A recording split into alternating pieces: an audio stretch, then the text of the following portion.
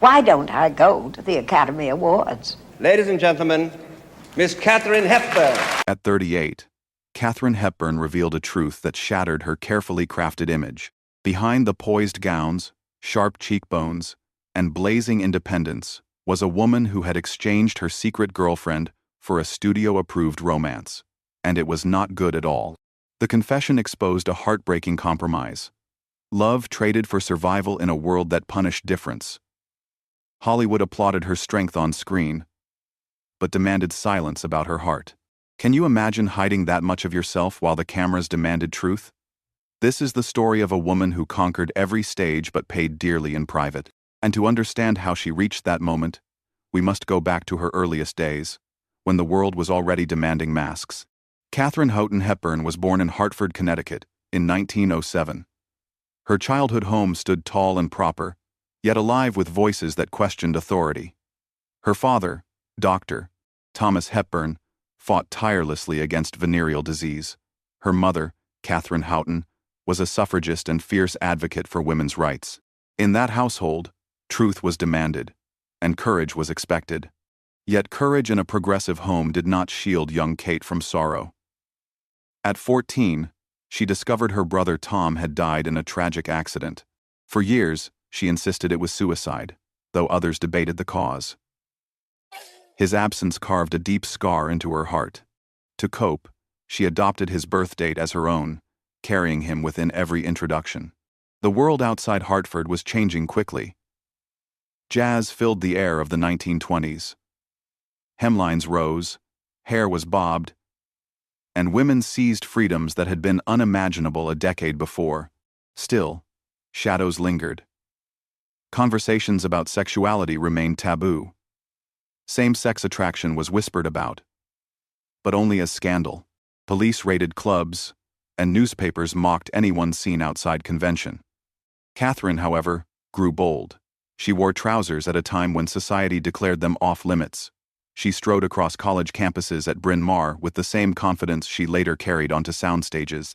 She dreamed not of marriage, but of performance. Plays offered her escape, a way to shape emotions larger than life. Yet beneath the applause, a quieter desire stirred. Biographers later noted hints of early same-sex affection, friendships that blurred into something deeper, though the language of the era left it unspoken. Her childhood prepared her for battles with critics and studios. Her voice, low and clipped, marked her as unusual. Her willpower, sharpened by family debates, made her unwilling to bow easily. But the Great Depression tightened Hollywood's grip, and the studio system demanded submission. As Katharine looked west, chasing her future, she carried with her both a fiery spirit and a private longing. The journey from Hartford privilege to Hollywood stardom was not straightforward. The girl who once mourned her brother would soon confront another set of losses. The loss of privacy, the loss of open affection, and the burden of constant scrutiny. Before she could become an icon, she had to survive her first brutal years in Hollywood. Katharine Hepburn arrived in Hollywood in the early 1930s with a sharp profile, piercing voice, and the confidence of someone who had already endured heartbreak. She was unlike anyone the studios had seen. At first, they did not know what to do with her. Too aristocratic, too stubborn, too unwilling to smile on command. Her first film, A Bill of Divorcement, in 1932, placed her opposite John Barrymore. Audiences were captivated by her vitality. The studios suddenly realized they had something unusual, perhaps even revolutionary. That same year, she won her first Academy Award for Morning Glory, cementing her place as a force to be reckoned with. But success in Hollywood came with conditions. The studio system of the 1930s was a fortress. Actors were bound by iron contracts. Publicity departments dictated how they dressed, spoke, even whom they courted. For women, the pressure was suffocating. They had to appear glamorous but not threatening, desirable yet pure. Hepburn, with her trousers and quick tongue, tested every boundary. She starred in Little Women in 1933, embodying Jo March with a tomboyish spirit that mirrored her own. Audiences adored it. Yet critics began labeling her difficult. She refused interviews, mocked reporters, and turned down roles she found shallow. The press soon coined the phrase, box office poison, listing her among other stars who resisted easy categorization. Her rebellion made enemies but also carved her image as fiercely independent. Off-screen, she climbed trees, swam in icy lakes, and spoke her mind without hesitation. On-screen, she radiated energy that was both magnetic and unsettling. She was not a soft ingenue. She was something more dangerous. A woman who thought for herself. The turning point came with Bringing Up Baby in 1938. The screwball comedy paired her with Cary Grant. Today the film is a classic, but at the time it flopped. Critics accused her of being shrill, and audiences turned away. For the first time, Hepburn's career faced collapse. She retreated to Broadway, purchased the rights to the Philadelphia story, and crafted a triumphant comeback. When it was adapted to film in 1940, with Cary Grant and James Stewart alongside her, she reclaimed her crown. Yet behind every dazzling performance was an invisible war. The studio insisted on presenting her as heterosexual, parading rumored romances with men like Howard Hughes and Spencer Tracy. The public never knew the truth. Hepburn's deepest affections were directed elsewhere, in places the cameras never followed. The pressure to perform one life in public while living another in secret only grew heavier. Behind the glamour and sharp wit, Katharine Hepburn carried a hidden truth. Biographers and contemporaries noted her attraction to women, though such desires could never be spoken openly in 1930s and 40s Hollywood. The industry was ruled by the Hays Code, morality clauses, and the constant threat of scandal. For Hepburn, this meant constructing a double life. In her private hours, she found companionship with women who understood the same risks.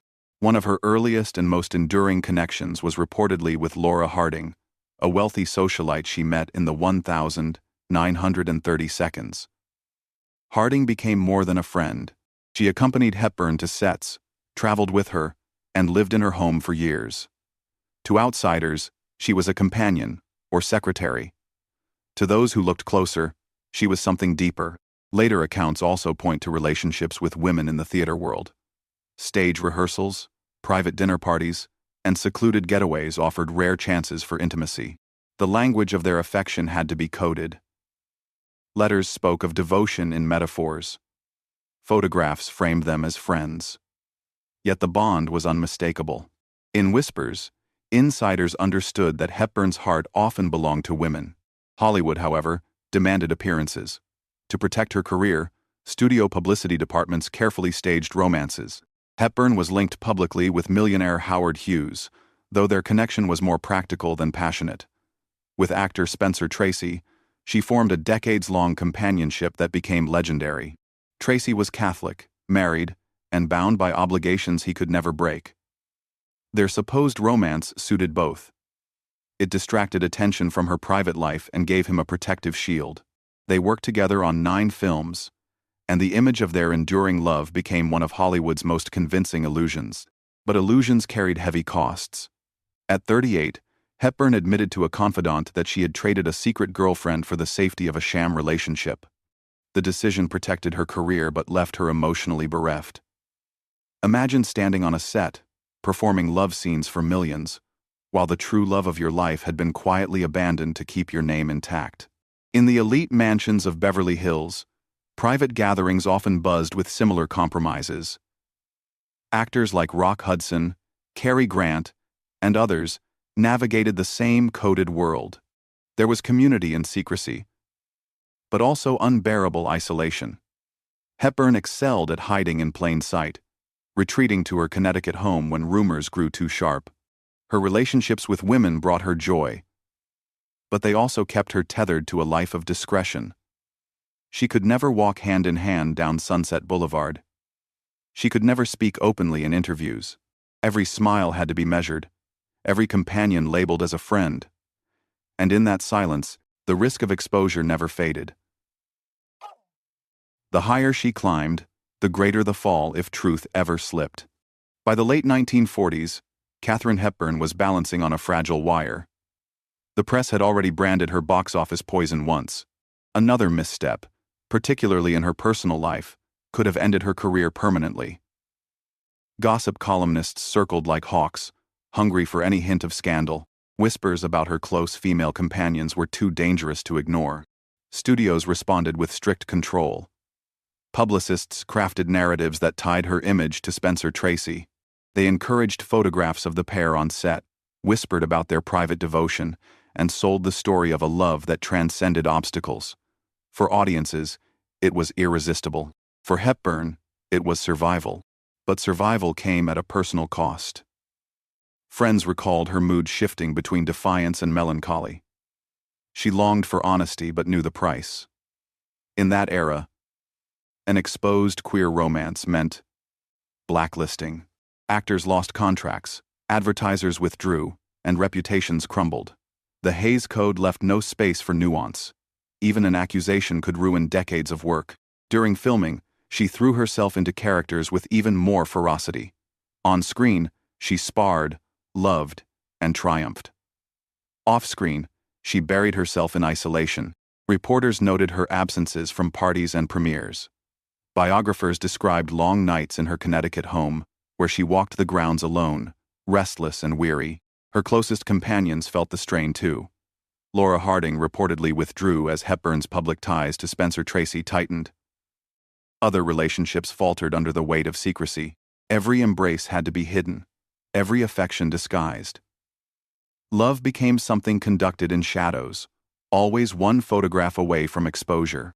The crisis deepened in moments when gossip nearly broke through. Confidential magazine thrived on scandal, often targeting stars with rumors of homosexuality. Hepburn's name occasionally surfaced in whispers, though never in print. Each brush with exposure reminded her how precarious her position was. For a woman raised to speak boldly, the forced silence gnawed at her spirit. She had traded authenticity for stability, and stability for stardom. Yet the loneliness was consuming. She once told a friend that she had lived many lives, but never the one she truly wanted. At her lowest, it seemed the screen had devoured her, leaving the woman behind it invisible. As the decades turned, Katharine Hepburn found ways to reclaim herself. By the 1960s, the studio system that once dictated her every move was collapsing. Independent productions and television offered greater freedom.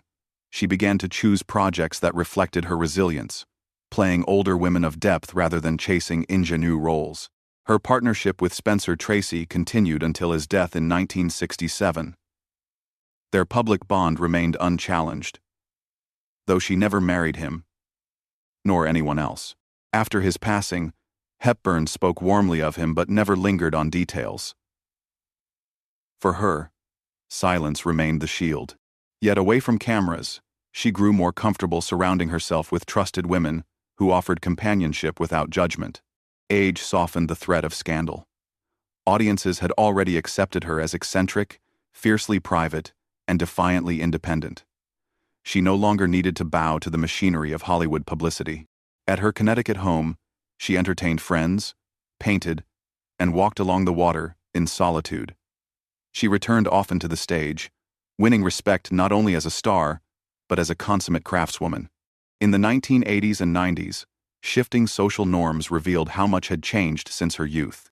Younger generations of actors began living openly, embracing the rights Hepburn never dared claim in her prime. She reportedly admired their courage but carried little regret. In interviews, she insisted she had lived life on her terms. Observers, however, sensed the unspoken truth: that survival had required silence, and silence had cost her dearly. Her later years were marked by accolades. She won 4 Academy Awards, more than any actress of her generation. She was hailed as a legend, the embodiment of wit and strength. Yet even in praise, the shadow of her hidden loves remained. Biographers revisited her companionship with women like Laura Harding, casting new light on what the public had long ignored. By the time she passed away in 2003 at the age of 96, the world had shifted. Queer stories were entering the mainstream. The sacrifices she made seemed both unnecessary and tragically inevitable in hindsight. Katharine Hepburn endured an era that demanded masks, and in later years, she reflected with quiet dignity on the choices she made. Her story reminds us that strength sometimes means survival in silence, and that freedom, once denied, leaves an ache that even fame cannot soothe. And yet, in her stubborn independence, she carved a path for women who refused to conform, inspiring those who came after her to fight more openly. Katharine Hepburn's life was a story of triumph shadowed by sacrifice. She rose from a bold child in Hartford to a 4-time Oscar winner. Yet her deepest battles were fought in silence. At 38, she confessed to trading a secret girlfriend for a fabricated romance, and that decision haunted her for decades. Her story is not one of scandal but of survival. In an age when truth meant exile, she built a fortress of independence and wit. The cost was heavy. Love was hidden, affection disguised, and happiness tempered by fear. Yet through it all, she left behind performances that still burn with life. Today, her legacy is complicated but powerful. She reminds us of a generation forced to choose between authenticity and survival. She shows us that brilliance can thrive even under repression, but at a price no one should have to pay. As we watch her on screen, we see not just a star, but a human being navigating impossible choices. Her courage and her compromises continue to echo. What do you think Hepburn's story tells us about Hollywood's golden age and about the price of silence? Share your thoughts in the comments, and do not forget to subscribe for more hidden stories of old Hollywood.